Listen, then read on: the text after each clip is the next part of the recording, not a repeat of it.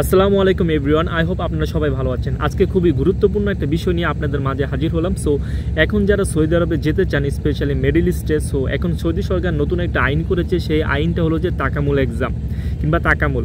এই তাকামুল বিষয়টা কি, সেই বিষয়টা নিয়ে আপনাদের সাথে আলোচনা করব। এই তাকামুল বিষয়টা নিয়ে অধিকাংশ ভাই ব্রাদার খুবই আতঙ্কিত আছে এবং অনেক ভয়ে আছে যে আসলে এই বিষয়টা কি।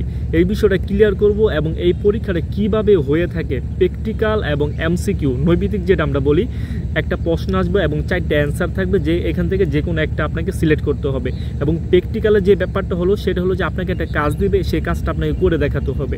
এই দুইটা বিষয় থাকে তাকামুল পরীক্ষাতে। সো এখন হলো যে এই তাকামুল কেন করা লাগে এই বিষয়টা আপনাদের খুলে বলি, দেন হলো পর্যায়ক্রমে আমি বাকি বিষয়গুলো আপনাদের ডিটেলসে বলবো। সো এর মাঝে যদি আপনাদের কোনো প্রশ্ন থাকে সেটা অবশ্যই আমাকে কমেন্ট করে জানিয়ে দেবেন। সেই কমেন্টের ভিত্তিতে নতুন একটা ভিডিও আপনাদের মাঝে প্রেজেন্ট করব। সো ভিডিওটা আপনারা মনোযোগ সহকারে দেখেন।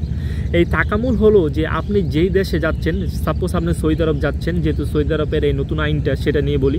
এখন সৌদি আরবে আপনি যে ভিসাটা নিয়ে যাবেন সেই ভিসার উপর ভিত্তি করে হলো যে আপনার তাকামুল পরীক্ষাটা হবে। সাপোজ আপনি ড্রাইভিংয়ে যদি যান, কিংবা ওয়েল্ডিংয়ে যদি যান, কিংবা ক্লিনার ভিসাতে যান, এরকম কত রকম ভিসা আছে, আপনার সেই ভিসার উপর ভিত্তি করে আপনার পরীক্ষাটা হবে। সাপোজ আপনি ওয়েল্ডিং ভিসাতে গেলে তাকামুল এক্সামে আপনার ওয়েল্ডিং বিষয়ে আপনার 15টা এমসিকিউ আসবে কম্পিউটারের মধ্যে। এর মধ্যে একটা প্রশ্ন থাকবে, 4টা উত্তর থাকবে, যেটা আপনার সঠিক মনে হবে সেটা আপনি ক্লিক করে দেবেন। এভাবে পর্যায়ক্রমে 15টা আপনার এমসিকিউ আসবে। আবার হলো যে এখন বর্তমানে সবচাইতে বেশি যে ভিসাতে বাংলাদেশ থেকে কিংবা আদার্স যে পার্শ্ববর্তী আমাদের যে কান্ট্রিগুলো আছে, আপনার পাকিস্তান কিংবা ইন্ডিয়া, এই সব কান্ট্রি থেকে অধিকাংশ মানুষ যাচ্ছে লোডিং এবং আনলোডিং ভিসাতে। এখন লোডিং এবং আনলোডিং ভিসাতে আপনাদের যে পরীক্ষাগুলো হবে সেটা হলো যে লোডিং এবং আনলোডিং বিষয়, আপনার যত ধরনের যন্ত্রপাতি এবং ইকুইপমেন্ট ব্যবহার হয়, এই ইকুইপমেন্ট সম্পর্কে আপনার জানতে হবে এবং প্রাথমিক জ্ঞান রাখতে হবে। যদি আপনি এই সব বিষয় যদি না জেনে থাকেন কিংবা এই সব যন্ত্রপাতির সাথে যদি পরিচিত না হয়ে থাকেন, তাহলে গুগল অথবা নেট থেকে কিংবা ইউটিউব থেকে কিংবা আমাকেও কমেন্ট করতে পারেন যে ভাই লোডিং আনলোডিং কিন্তু আপনি যে বিষয়তে যাবেন সে বিষয়ের উপরে আপনাকে একটা ভিডিও ডিটেলসে ভিডিও বানিয়ে দিতে যদি বলেন, আমি সেটা বানিয়ে দেবো। সো এখন হলো যদি লোডিং আনলোডিং বিষয়তে আপনি যদি যেয়ে থাকেন, তাহলে এই লোডিং আনলোডিং ব্যাপারে আপনার হলো যে প্রশ্ন করা হবে 15টা। ঠিক আছে, সাপোজ বলা হলো যে গবাদি পশুর খাদ্য সামগ্রী আপনাকে আনলোডিং করতে হবে।